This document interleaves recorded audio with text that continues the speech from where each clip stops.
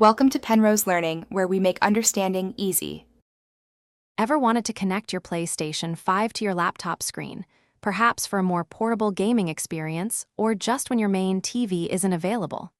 Many people think you need an expensive capture card, but the good news is, for 2025, there's a simple, free, and official way to do it.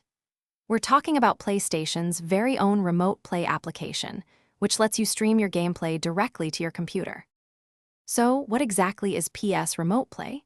Simply put, it's a free application provided by Sony that allows you to access and stream your PlayStation 5 console directly to your laptop or another compatible device.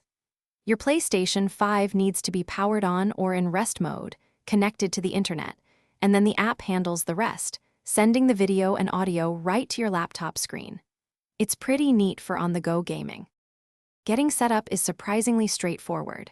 Your first step is to download the official PS Remote Play application directly onto your laptop, which is available from the PlayStation website. Next, on your PlayStation 5 console, navigate to the system settings, then Remote Play, and ensure Enable Remote Play is turned on.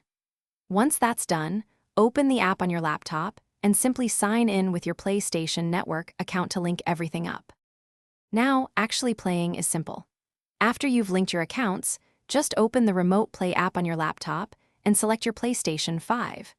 Your console screen will then appear on your laptop, and you can connect your DualSense controller directly to your laptop via a USB cable or Bluetooth.